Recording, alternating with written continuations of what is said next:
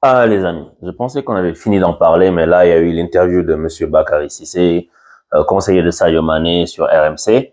Et en fait, la question que je me pose, la question que tout le monde se pose, je pense, depuis très longtemps, c'est est-ce que l'entourage de Sadio Mané est au niveau? Euh, Parce qu'en fait, déjà, en préambule, je tiens à dire ceci. Moi, je n'ai rien contre ce monsieur Bakary Cissé, parce que je ne le connais pas. Et ce que je dis n'est pas personnel du tout. Et peut-être que ce que je dis n'est pas une bonne analyse, peut-être parce que j'ai beaucoup d'éléments que je n'ai pas, parce que je suis de l'extérieur. Je ne suis pas à l'intérieur avec eux, je ne sais pas ce qu'ils font au quotidien, etc. Mais vu de l'extérieur, voici l'image que ça renvoie. Tu vois. Déjà, en fait, là, il fait donc une sortie sur RMC. Il va dire certaines choses que it feels like t'as l'impression que c'est un peu médecin après la mort. Que aujourd'hui dire ça là de cette façon-là, à quoi ça va servir en fait? Parce que je pense qu'il faut battre le fer pendant qu'il est chaud. Sur l'histoire du Bayern et de l'altercation entre Sadio Mané et Leroy Sané, Monsieur Bakary Cissé dit ceci. Il dit que Sadio Mané a bien été insulté par Leroy Sané et que Leroy Sané a envoyé donc des messages, un message WhatsApp pour s'excuser. Sadio lui a dit je suis fier de ce que je suis, etc. Donc ça veut dire qu'il y a quelque chose. Et que maintenant Leroy Sané, il va et puis il nie quand les dirigeants du Bayern l'appellent. Je pense que Monsieur Cissé aurait dû préciser est-ce que quand les dirigeants du Bayern l'ont appelé et qu'ils ont mis sur le haut-parleur, est-ce que Sadio Mané était là? Parce que ça c'est pas clair cette partie-là. Est-ce que c'est après est-ce qu'ils l'ont appelé de leur côté et après ils ont dit à Sadio, ah, le gars n'a pas avoué ça, donc on te sanctionne toi. Ces choses-là ne sont pas claires.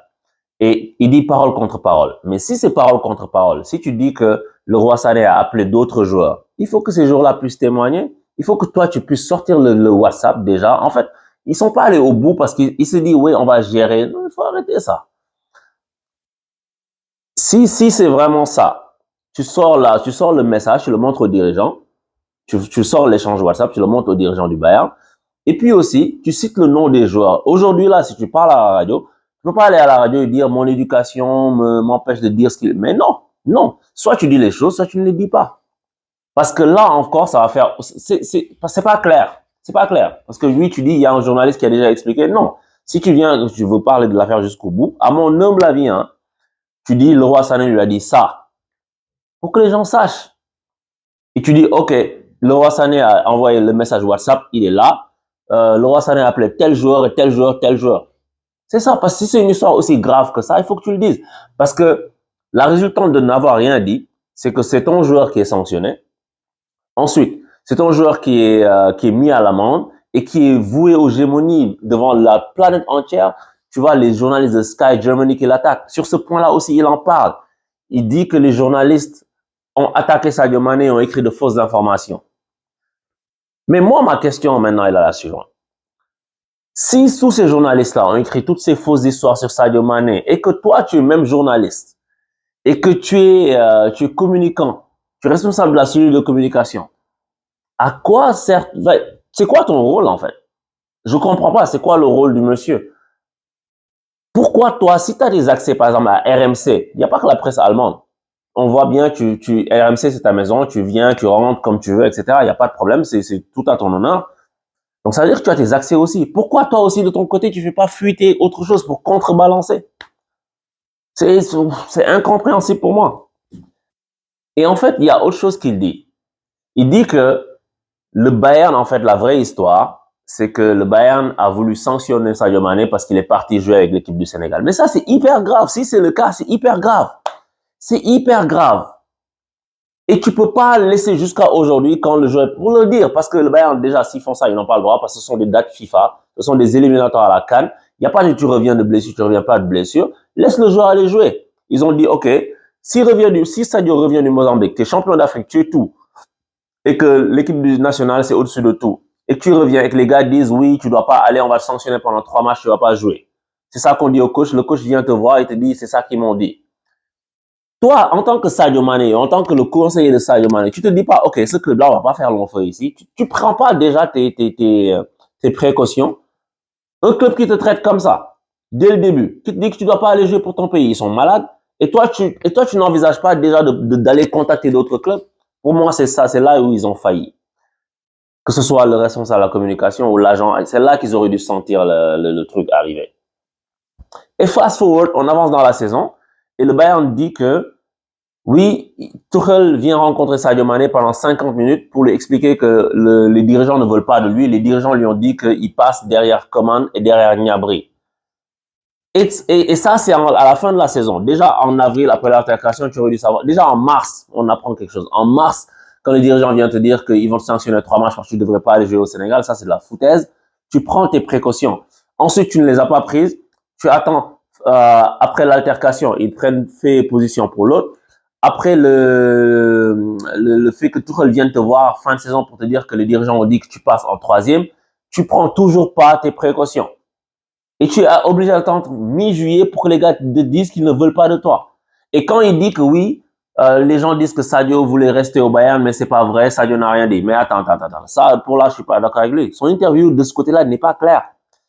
Parce que si Sadio n'avait pas exprimé le fait qu'il voulait rester au Bayern, Thomas Tuchel ne se serait pas présenté en conférence de presse à mi-juillet ou vers le 20 juillet, je sais plus, pour dire nous connaissons la position du joueur, il a envie de rester, il a un contrat et nous aussi, il connaît notre position. Ça veut dire que le joueur a exprimé le souhait de vouloir rester. On n'est pas dupe non plus. Donc ça veut dire que ce qui devait être fait n'a pas été fait dans les temps. Et quand il nous dit que Sadio, oui, il aurait voulu rester en Europe, faire plaisir à certains fans, etc., mais qu'on a décidé de partir. Mais qu'est-ce qui a été, moi, ma question, et je ne connais pas la réponse, ma question c'est, qu'est-ce qui a été fait pour qu'il reste en Europe? Et à partir de quel moment ça a été fait pour qu'il reste en Europe?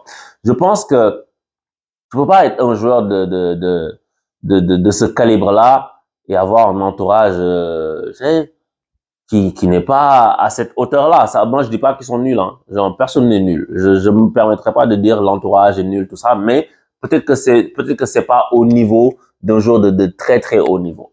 Pour lui conseiller certaines choses. Je dis pas qu'il faut qu'il en change complètement, mais peut-être qu'il aurait fallu avoir d'autres éléments dans cet entourage pour pouvoir dire, ok, là, on bouge à cet instant-là, on prend telle décision parce que le joueur, son talent, c'est sur le terrain et les joueurs doivent le faire. Parce que si tu n'as pas un certain bagage, parce que chacun est différent. Il y a des joueurs qui ont un certain bagage parce qu'ils ont eu la chance d'avoir une certaine éducation avec certains parents qui les ont accompagnés. Tout le monde n'a pas cette chance-là. Regarde Mbappé quand il y a eu l'histoire avec Giroud. Il est venu en conférence de presse parce qu'il voulait en parler. Il voulait aplanir les choses. Il voulait aller au devant de l'information, au devant du conflit pour le régler. Il allait, il a dit, oui, Olivier, si, mais on a discuté, on s'est parlé. Affaire close. Personne n'a descendu Mbappé après dans les journaux. C'est ça la réalité.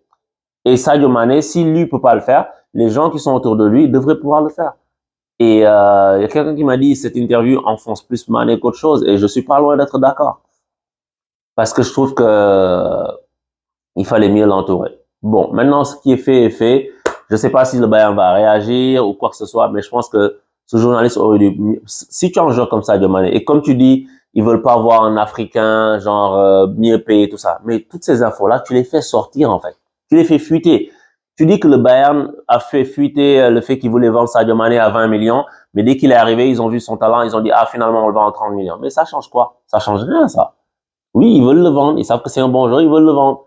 Mais toi, qu'est-ce que tu as fait au lieu juste de subir? Et encore une fois, je dis toi, je veux pas personnaliser le truc, c'est pas une attaque personnelle envers le monsieur, c'est juste envers les actions qui ont été posées que moi je ne comprends pas, tu vois. Et qu'est-ce que vous avez fait à part être sur la défensive et puis sur la réaction? Des fois, il faut agir. La meilleure défense, des fois, c'est l'attaque. Les gars font fuiter des choses, vous faites fuiter des choses. Vous allez voir des agents, vous avez des contacts dans le monde du football, vous allez voir des clubs, vous allez discuter, vous allez comme ça, hey, tu prends tes précautions, tu as un filet de sécurité. Petite pause quiz dans la vidéo comme promise. Ce premier quiz va être super facile. N'allez pas sur Google. Je suis un joueur bulgare ayant joué en Espagne, très très grand joueur, et j'ai explosé à la Coupe du Monde 94 et j'ai été Ballon d'Or. Réponse dans les commentaires, je participe. Ciao. Maintenant, il est en Arabie Saoudite, c'est fait. Moi, j'ai déjà dit ce que j'en pensais et je pensais même pas en reparler. Mais je suis un peu déçu de la façon dont ça a été géré en interne. Je sais pas c'est quoi qu'ils ont fait. Mais bon, bonne chance à eux tous. Et puis maintenant, on espère le meilleur pour Sadio Mané. Contrat de 4 ans en Arabie Saoudite, je sais pas s'il va pas s'ennuyer au bout de 6 mois ou non. J'espère que ça sera pas le cas. Mais dans ce cas, c'est quoi les possibilités qu'il aura de revenir, surtout si l'entourage ne prend pas les bonnes dispositions au bon moment. Ciao.